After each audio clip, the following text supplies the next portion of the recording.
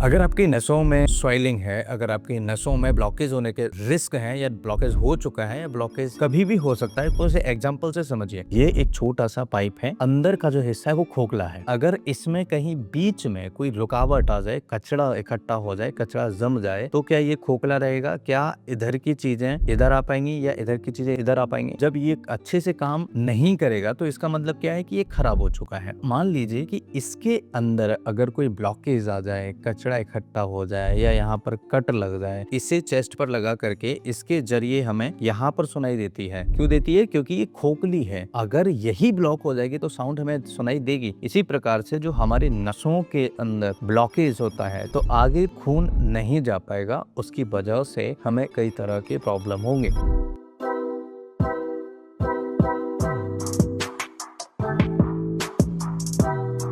नसों का ब्लॉकेज जो है वो कहाँ पर होता है? एक तो ब्रेन के अंदर जमता है, क्लॉट होता है। दूसरा होता है हार्ट की नलियों के अंदर। अब हार्ट जो हमारा है ये बहुत ही सॉफ्ट ऑर्गन है। अगर ये 1 मिनट आराम कर लिया तो आप समझ लीजिए कि उस व्यक्ति की क्या हालत होगी। तो हमें इस चीज को बड़े ध्यान से समझने की जरूरत है कि आखिर ऐसा क्या करें जिससे हमारे नसों के अंदर ब्लॉकेज हो ही ना, और जो ब्लॉकेज अगर हो रहा है तो उसे कैसे हम क्लीन कर सकते हैं। हमारी नसें यानी ब्लड वेसल्स शरीर की वो हाईवे हैं जो हर अंग तक खून ऑक्सीजन पहुंचाते हैं, लेकिन जब इनमें कोलेस्ट्रॉल या कचरा जमा होने लगता है तो रास्ता ब्लॉक हो जाता है। इसी को हम कहते हैं नसों का ब्लॉकेज होना, जो आगे चल के हार्ट अटैक या फिर ब्रेन स्ट्रोक जैसे समस्याओं का कारण बनता है। अब ये समझते हैं कि आखिर हम क्या करें जिससे हमारे नसों के अंदर ब्लॉकेज ना हो। मान लीजिए कि ये हमारा हार्ट है, इस पाइप के जरिए ब्लड मिल रहा है और ये ब्लड शरीर के अलग अलग हिस्सों से आ रहा है। यहाँ से आ रहा है, कुछ यहाँ से आ रहा है और ये जाके यहाँ पर हमें देखने को मिल रहा है। अब हार्ट जो है इसके आसपास भी छोटी छोटी कैपिलरीज होती हैं जो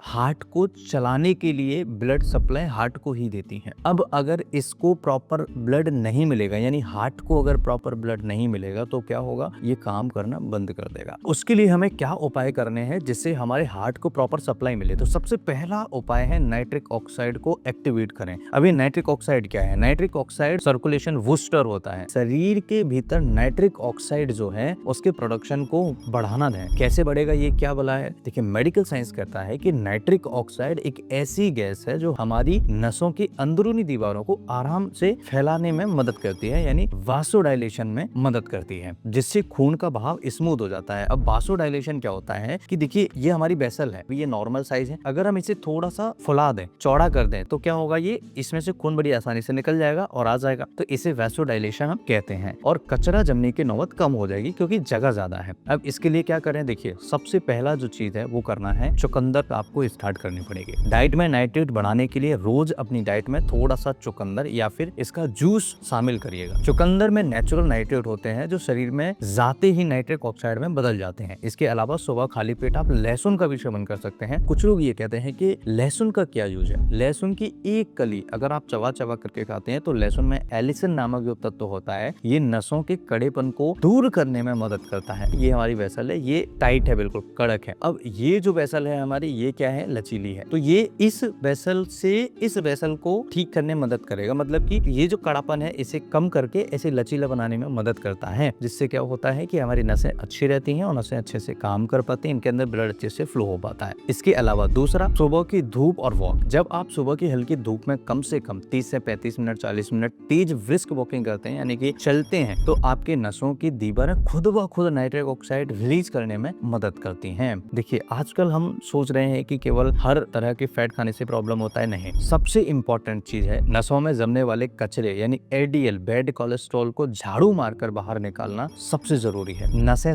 तब ब्लॉक नहीं होती हैं जब आप नॉर्मल फैट खाते हैं, नसें तब ब्लॉक होती हैं जब आप ट्रांस फैट यानी रिफाइंड ऑयल्स खाते हैं। यह तेल नसों के अंदर चिपक जाता है जिससे आपकी नसें ब्लॉक होना स्टार्ट हो जाती हैं। इस कचरे को साफ करने के लिए आपको अपनी डाइट में ओमेगा 3 फैटी एसिड और सॉल्युबल फाइबर बढ़ाना होगा। इसके लिए 2 चीजें आपको करनी पड़ेंगी। सबसे बढ़िया उपाय जो है वो है मेथी दाना। 1 कटोरी जो मेथी दाना है आपके कई सारी समस्याओं को खत्म कर सकती है। मैं ये कहूंगा, रोज रात को 1 चम्मच या फिर आधा चम्मच मेथी दाना फेनुग्रीक सीड जो है, इसे 1 गिलास पानी में भिगो दीजिए और सुबह इस पानी को पिए। थोड़े से दाने इसमें से आधा चम्मच के आसपास दाना चबा चबा करके खाएं। मेथी का जो फाइबर होता है ये नसों से एक्स्ट्रा कोलेस्ट्रॉल को सोख लेता है है शरीर से बाहर निकालने में मदद करता है। दिन भर में 1 मुट्ठी अखरोट का भी सेवन करिए या 1 चम्मच भुने हुए अलसी के बीज का सेवन जरूर करिए। इनमें मौजूद ओमेगा 3 नसों की सूजन इन्फ्लेमेशन को खत्म करने में मदद करता है, जिससे प्लेक जमने की प्रक्रिया रुक जाती है और शरीर के अंदर इन्फ्लेमेशन नहीं होता, स्पेशली नसों के अंदर इन्फ्लेमेशन नहीं होता है। अब तीसरा काम, सिटिंग डिसीज का खतरा जो होता है, इसकी वजह से जो प्रॉब्लम्स आ रहे हैं, बहुत लोगों में दिक्कतें हैं आजकल, खास करके